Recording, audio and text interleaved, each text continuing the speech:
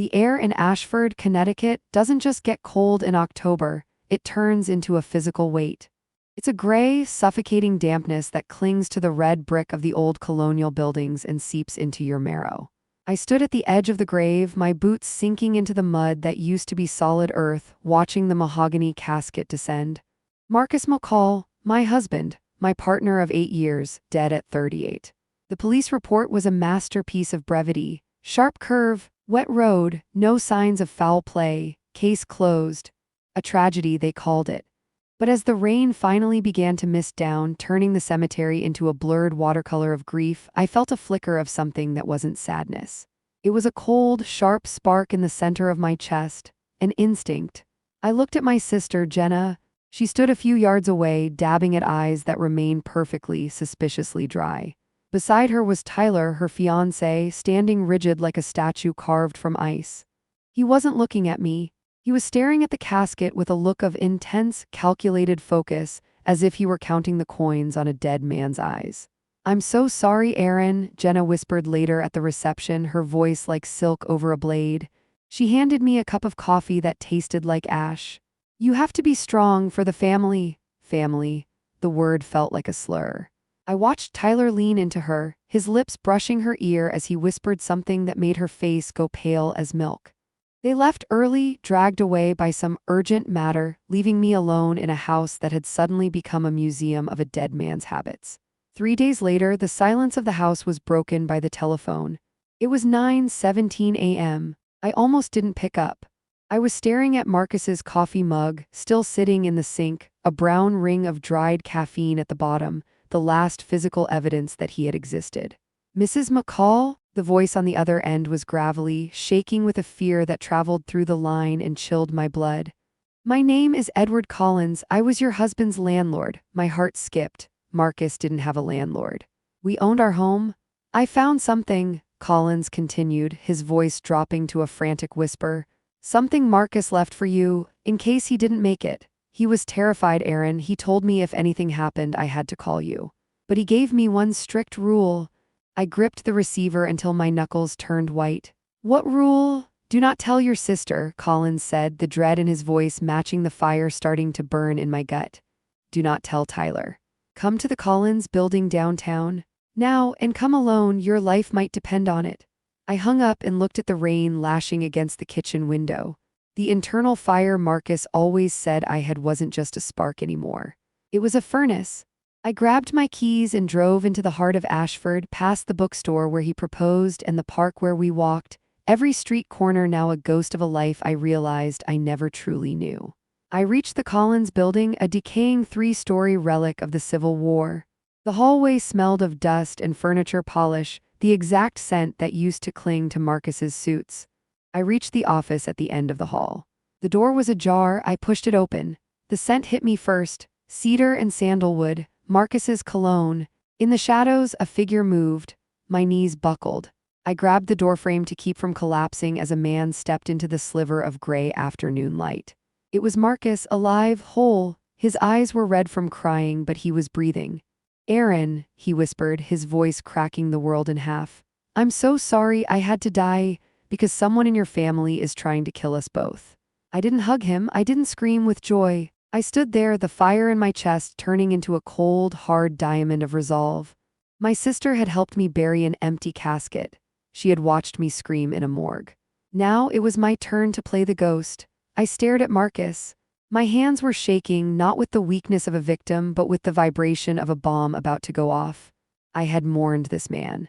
I had picked out his casket and watched it sink into the frozen earth of Ashford. I had lain awake at night reaching for his side of the bed, finding only cold, empty sheets. I didn't run to him. I slapped him. The sound echoed through the small office like a gunshot. "I buried you, Marcus," I whispered, my voice cracking on the jagged edges of my own rage. "I haven't slept in 3 days. I haven't eaten. I thought my life was over." He didn't flinch. He took it, kneeling in front of me with tears streaming down a face that was supposed to be decaying underground. "I deserved that," he said quietly. "But Aaron, you have to listen. The accident, it was staged. It had to be because they weren't just going to stop with me. You were next." The they he spoke of felt like a cold blade against my throat. My sister. Her fiancé Marcus sat back on his heels and began to unravel a story that turned my world into a noir nightmare. It didn't start with his car crash on Miller's Curve. It started 6 months ago with the death of my grandmother Helen. The doctors called it a stroke, a natural end for a 78-year-old woman. But Marcus, an accountant who spent his life following the cold, hard logic of numbers, had seen the discrepancies. "Your grandmother was murdered, Aaron," he said, and the word hung in the air like a physical weight. He explained how Tyler, the man who was supposed to join our family, had been treating the Whitmore family trust like his own personal piggy bank. Helen had noticed. She was a woman who tracked every penny in a worn leather ledger, a woman who believed independence was the greatest gift you could give yourself. The evidence of betrayal. Marcus and Edward Collins spread the contents of a thick manila folder across the table, the paper trail of execution.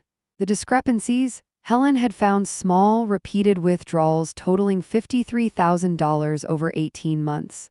The digital fingerprint: the withdrawals were traced back to computers at Hartford Mutual Bank, the same bank where Tyler worked as an investment associate.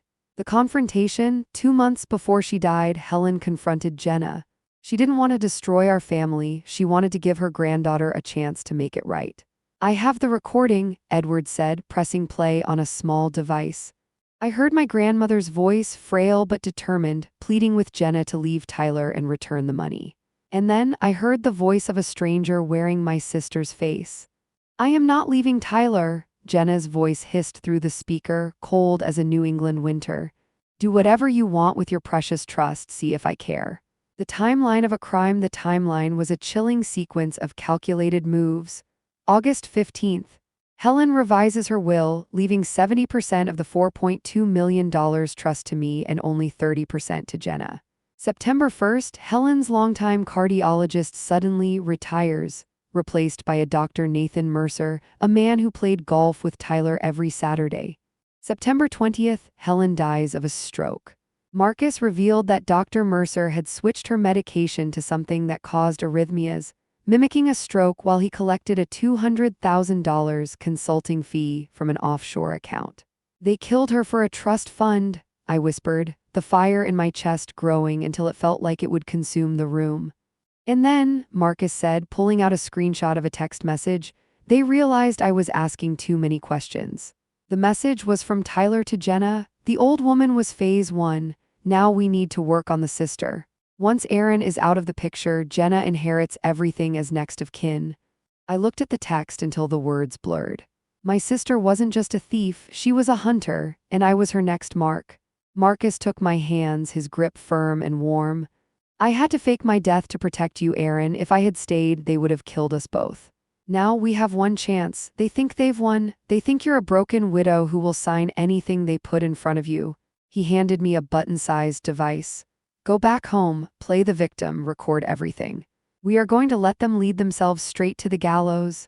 I took the device, feeling its weight, the weight of my grandmother's justice. I wasn't just a widow anymore. I was the bait in a trap of my own making. Driving back to my house in the middle of a New England downpour felt like driving into my own tomb. The yellow curtains I had picked out with such joy now looked like warning tape. Every floorboard that creaked under my feet felt like a countdown. I stood in the kitchen and looked at Marcus's coffee mug, still sitting in the sink where he'd left it the morning of the accident. I picked it up, held it to my chest, and let the tears fall. They weren't fake. I was mourning the sister I thought I had, the life I thought was safe, and the grandmother who had been discarded for a few $1,000,000. I touched the recording device pinned inside my bra, my only weapon in a house that was no longer a home, but a battlefield. The intrusion of family. 2 hours later, the silver Audi pulled into the driveway. Jenna and Tyler didn't just visit, they invaded. They came bearing casseroles and grocery bags, the ultimate props in their performance of supportive family. "Oh, Aaron," Jenna whispered, pulling me into a hug that made my skin crawl. These were the same arms that had comforted me as a child, the same arms that were now calculating how to make my death look like a natural tragedy. I forced myself to go limp in her embrace, playing the part of the broken, helpless widow. Tyler didn't waste time. While Jenna made tea I didn't want, he was already scanning the room. I watched him through lowered lashes as his eyes landed on Marcus's desk. He lingered there just a second too long, a predator checking to see if the prey had left any traps behind. "The first probe, we're just worried about you, sweetie," Jenna said, stroking my hand with her thumb, a gesture she'd used 1,000 times before. "Have you talked to Marcus's life insurance company yet?" There it was, the first hook. I kept my face blank, letting confusion and grief cloud my eyes. The tactic: Tyler mentioned that most policies have deadlines, urging me to find the paperwork before it was too late. I told them I didn't know anything, that Marcus handled it all. I buried my face in my hands and let my shoulders shake. They exchanged a look, a fast, silent communication between co-conspirators that confirmed I was exactly where they wanted me. Vulnerable and overwhelmed. The hidden discovery: when Tyler excused himself to the bathroom for 12 minutes, I knew he wasn't using the facilities. After they left, promising to return with financial help, I locked the door and checked the medicine cabinet. My blood ran cold. The meds, every bottle had been turned so the labels faced outward. The pattern: my blood pressure pills and antihistamines, had been moved. The realization: they were looking for an opening, a way to switch my medication just like they had with Grandma Helen. But the most terrifying discovery was in the kitchen. Behind the fruit bowl sat a small black object, no bigger than a butt. A listening device? Tyler wasn't just planning my death, he was already inside my head, listening to my grief, waiting for me to slip up.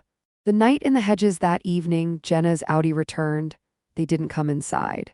They sat in the car, smoking, their headlights sweeping across the dark yard. I slipped out the back door and crouched behind the hedges, the October wind misting my breath. "She's perfect," Tyler's voice drifted through the cracked window, sharp and impatient. "Completely falling apart. She doesn't suspect a thing." Jenna's response was a cold, sharp laugh. "Poor Erin, she always was the trusting one. She'll sign the papers and by Christmas we'll have everything." "Give it a month," Tyler whispered. "Then we handle it the same way we handled the old woman. Quick, clean, natural causes." I pressed my hand over my mouth to keep from screaming. My sister was talking about my murder like a business transaction. I crept back inside, staring at the listening device on my counter. They thought I was the prey. They had no idea that I was now the one recording every word of their death sentence. The following morning, the sun rose over Ashford, but the light felt cold, filtering through the windows like it was uncovering a crime scene. I moved through the house with a clarity I'd never known, a weaponized focus. Following Marcus's instructions, I planted my own counter-surveillance.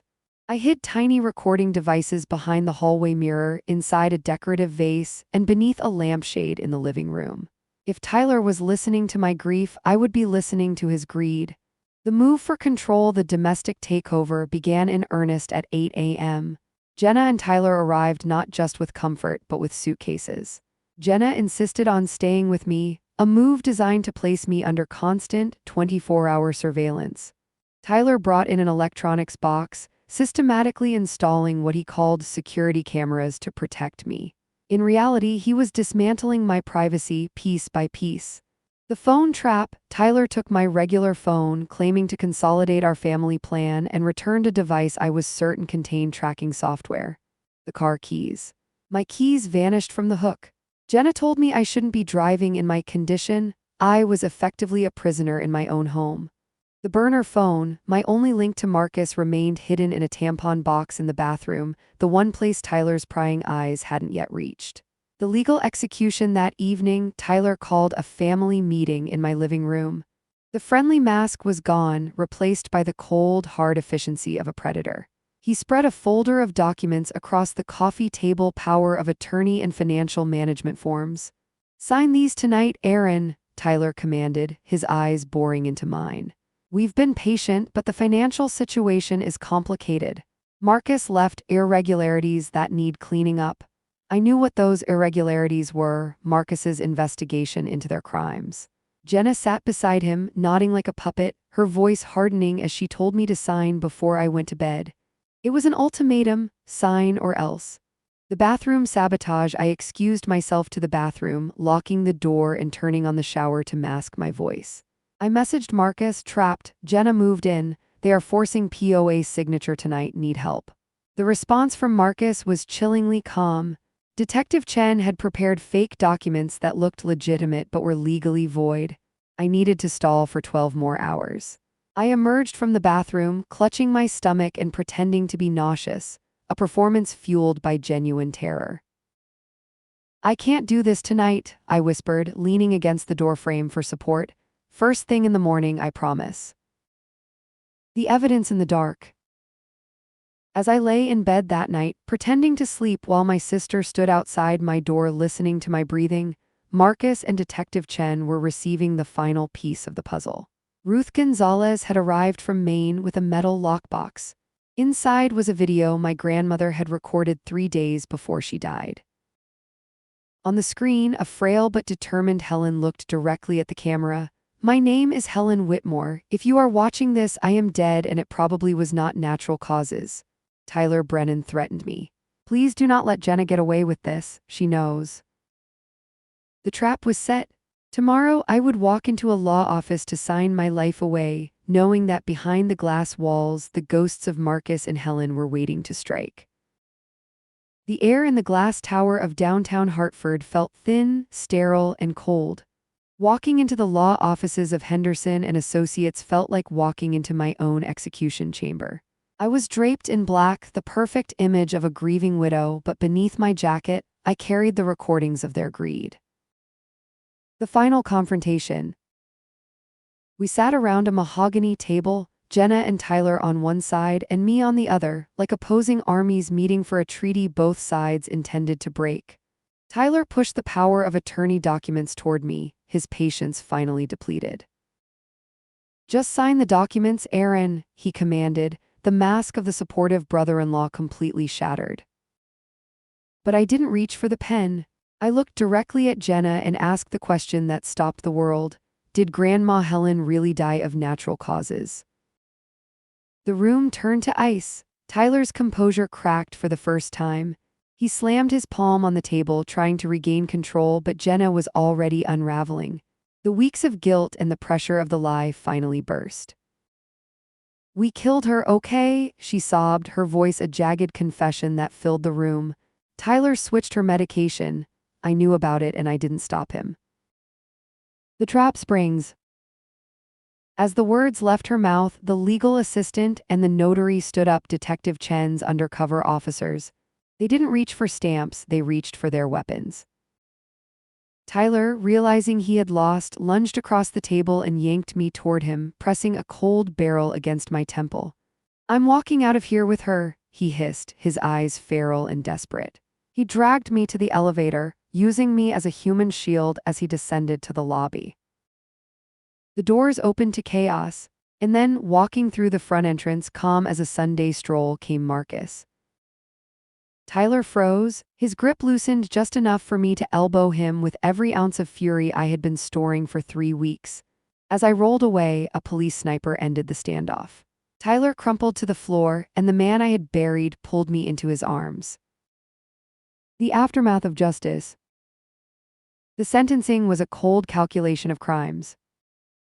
Tyler Brennan, life imprisonment without the possibility of parole for the murder of Helen, the attempted murder of Marcus, and the conspiracy to kill me. Jenna Dawson, 20 years for her role in our grandmother's death, a sentence that would see her walk free only as an old woman. Dr. Nathan Mercer, 12 years for violating his oath and participating in the murder. A legacy rebuilt.